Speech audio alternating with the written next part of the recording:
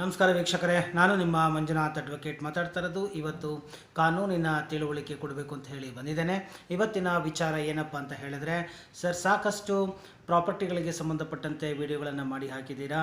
So SC/ST ಗೆ ಸಂಬಂಧಪಟ್ಟಂತಹ ಒಂದು ವಿಡಿಯೋವನ್ನು ಮಾಡಿ, SC/ST ಅವರ ಜಮೀನನ್ನು ನಾವು ಕೊಂಡುಕೊಳ್ಳಬಹುದಾ, ಕೊಂಡುಕೊಂಡರೆ ಸಮಸ್ಯೆ ಆಗುತ್ತಾ, ಅದನ್ನು ಕೊಂಡುಕೊಳ್ಳಲೇಬಾರದು ಎಂಬುದಾಗಿ ಮಾರ್ಕೆಟಿನಲ್ಲಿ ಮಾತುಕತೆ ಉಂಟು.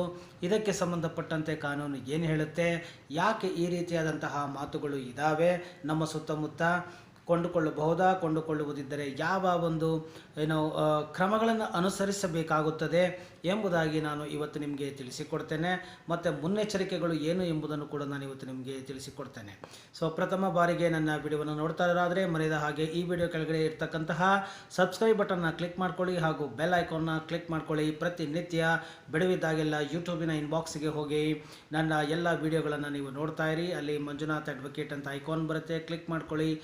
ವಿಡಿಯೋಸ್ಗೆ ಸೆಲೆಕ್ಟ್ ಮಾಡಿಕೊಂಡ್ರೆ ನನ್ನ ಎಲ್ಲ ವಿಡಿಯೋಗಳು ಅಪ್ಲೋಡ್ ಆಗಿರುತ್ತೆ ಆಟೋಮ್ಯಾಟಿಕ್ ಆಗಿ. ಸಬ್ಸ್ಕ್ರೈಬ್ ಮಾಡಿಕೊಂಡ ನಂತರ ಸೊ ನೀವು ಎಲ್ಲ ವಿಡಿಯೋಗಳನ್ನ ನೋಡಿ. ಮಾಹಿತಿ ಇಷ್ಟ ಆಗಿದೆ ಆದಲ್ಲಿ ಮರೆಯದ ಹಾಗೆ ಲೈಕ್ ಕೊಡುವುದರ ಮುಖಾಂತರ ನನ್ನನ್ನು ಮೋಟಿವೇಟ್ ಮಾಡಿ. ಯಾಕೆಂದರೆ ನಾನು ಎಲ್ಲ ವಿಡಿಯೋಗಳನ್ನು ಸಾರ್ವಜನಿಕ ತಿಳುವಳಿಕೆ ಮತ್ತು ಜಾಗೃತಿ ಮೂಡಿಸಲಿಕ್ಕಾಗಿ ಮಾಡ್ತಾ ಇದ್ದೀನಿ ಎಂಬುವಂತಹ ಮಾತನ್ನು ನಾನು ಇಲ್ಲಿ ಸ್ಪಷ್ಟವಾಗಿ ಹೇಳ್ತಾ ಇದ್ದೇನೆ.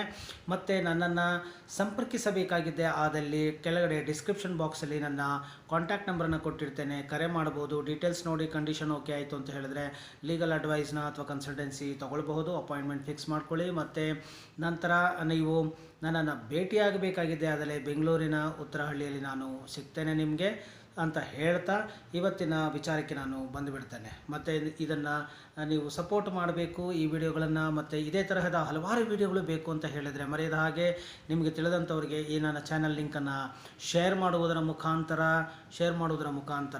ಅವರಿಗೂ ತಿಳಿಸಿ, ಸಬ್ಸ್ಕ್ರೈಬ್ ಮಾಡಿಕೊಂಡು ತಿಳ್ಕೊಳ್ಳಿ. ಜ್ಞಾನ ನಿಂತಲ್ಲಿ ನಿಲ್ಲಬಾರ್ದು, ಎಲ್ಲರಿಗೂ ಸೇರಬೇಕು ಎಂಬುದು ನನ್ನ ಆಶಯ ಆಗಿದೆ. ಕಾನೂನು ತಿಳಿದುಕೊಂಡರೆ ಪ್ರಬಲರಾಗ್ತಾರೆ, ಧೈರ್ಯ ಬರುತ್ತೆ, ಸಮಸ್ಯೆಯನ್ನು ಎದುರಿಸುವ ಶಕ್ತಿ ಬರುತ್ತೆ. ಯಾಕಂದರೆ ಇದು law of the land, law is a supreme. ಆದ್ದರಿಂದ ಕಾನೂನು ತಿಳುವಳಿಕೆಯನ್ನು ಪಡ್ಕೊಳ್ಳಿ. ಪ್ರತಿನಿತ್ಯ ಇದಕ್ಕಾಗಿ ಒಂದು 20 ನಿಮಿಷ 30 ನಿಮಿಷ ಮೀಸಲಿಡಿ. ಕಾನೂನು ತಿಳಿದುಕೊಂಡು ಸಬಲರಾಗಿ ಬುದ್ಧಿವಂತರಾಗಿ ಅಂತ ಹೇಳ್ತಾ ನಾನು ಇವತ್ತಿನ ವಿಚಾರಕ್ಕೆ ಬಂದುಬಿಡ್ತೇನೆ. ನೋಡಿ, SC/ST ಅಂದರೆ ಏನು, schedule caste and schedule tribe ಅಂತ ಇದು ಅರ್ಥವಾಗುತ್ತೆ. ಸೊ ಈ ಒಂದು ಆ್ಯಕ್ಟನ್ನು 1979ರಲ್ಲಿ ಜಾರಿಗೊಳಿಸಲಾಗಿದೆ. ಏನು ಇದರ ಒಂದು ಕಾಯಿದೆಯ ಒಂದು ಮುಖ್ಯ ಉದ್ದೇಶ ಏನಾಗಿತ್ತು ಅಂತ ಹೇಳಿದರೆ, ದಲಿತರ ಜಮೀನನ್ನು ದಲಿತರಿಗೆ ವಾಪಸ್ಸು ಬಿಡಿಸಿಕೊಡುವಂತಹ ಒಂದು ಉದ್ದೇಶ ಇದರದ್ದು ಆಗಿತ್ತು.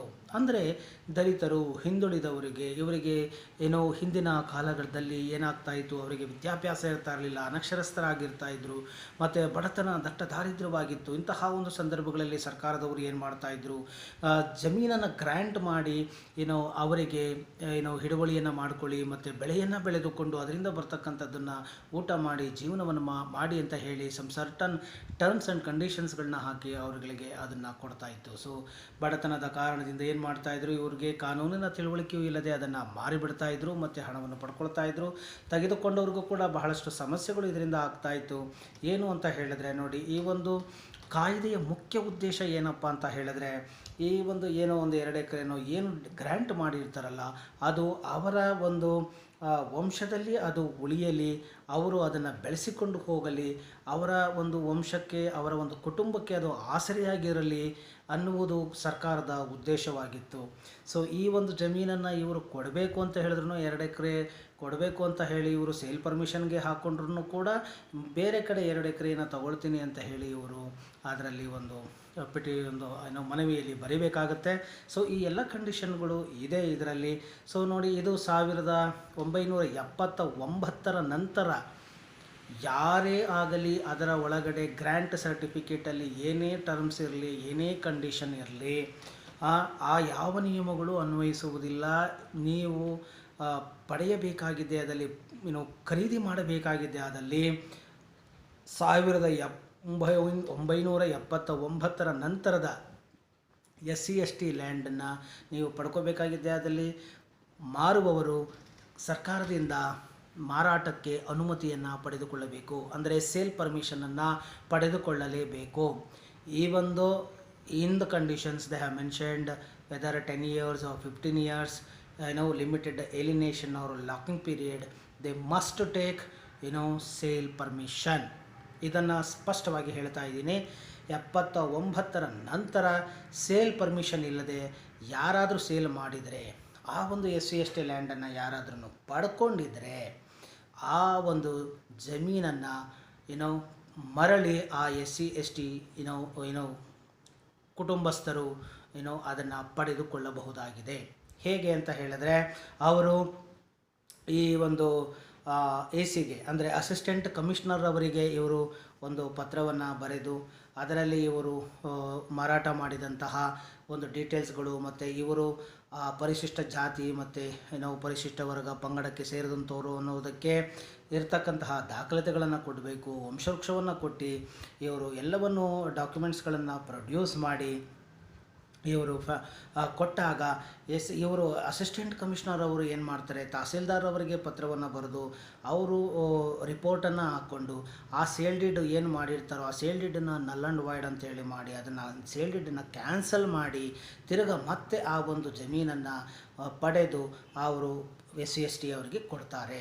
ಇದು ಸ್ಪಷ್ಟವಾಗಿದೆ ಈ ಒಂದು ವಿಚಾರ. ಆದ್ದರಿಂದ ಈ ಒಂದು 1979ರ ನಂತರದ SC/ST ಜಮೀನನ್ನು ಖರೀದಿ ಮಾಡಬೇಕಂದ್ರೆ ಬಹಳ ಎಚ್ಚರಿಕೆಯನ್ನು ವಹಿಸಿ.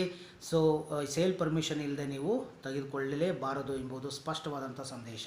ನೋಡಿ, ಈ ಒಂದು ಕಾಯ್ದೆ ಮಾಡುವಾಗ 1979ರ ಹಿಂದೆ ಅಂದರೆ 30 ವರ್ಷಗಳ ಹಿಂದೆಯಿಂದಲೂ ಕೂಡ ಈ ಒಂದು ಕಾಯ್ದೆಯು ಅನ್ವಯ ಆಗುತ್ತೆ ಅಂತ ಹೇಳ್ತಾರೆ. ಆದರೆ ಅದರಲ್ಲಿ ಒಂದು ಕಂಡೀಷನ್ ಏನಿದೆ ಅಂತ ಹೇಳಿದರೆ, 30 ವರ್ಷಗಳು ಅಂತ ಅಂದ್ರೇನು, 1949ರಿಂದ 1979ರ ಅವಧಿಯಲ್ಲಿ ಏನು ಗ್ರ್ಯಾಂಟ್ ಸರ್ಟಿಫಿಕೇಟ್ ಆಗಿರುತ್ತೋ ಅದರಲ್ಲಿ ಏನು ಟರ್ಮ್ಸ್ ಇರುತ್ತೋ, ಏನು ಕಂಡೀಷನ್ಗಳು ನಿಬಂಧನೆಗಳು ಇರುತ್ತೋ ಆ ನಿಬಂಧನೆಗಳನ್ನು ಪರಿಪಾಲಿಸಿ ಆಗ ಅವರು ಸೇಲ್ ಪರ್ಮಿಷನ್ ಇಲ್ಲದೇನೆ, ಫಾರ್ ಎಕ್ಸಾಂಪಲ್ 1949ರಿಂದ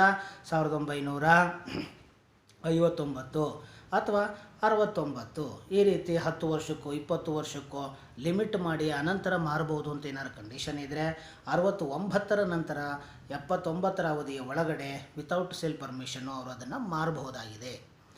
ಅಂದರೆ ಆ ಕಂಡೀಷನ್ಸ್ ಏನಿದೆ ಆ ಕಂಡೀಷನ್ಸ್ನ ಅಪ್ಲೈ ಮಾಡಿ ಅದರ ಪ್ರಕಾರ ನಡ್ಕೊಳ್ಬಹುದಾಗಿದೆ.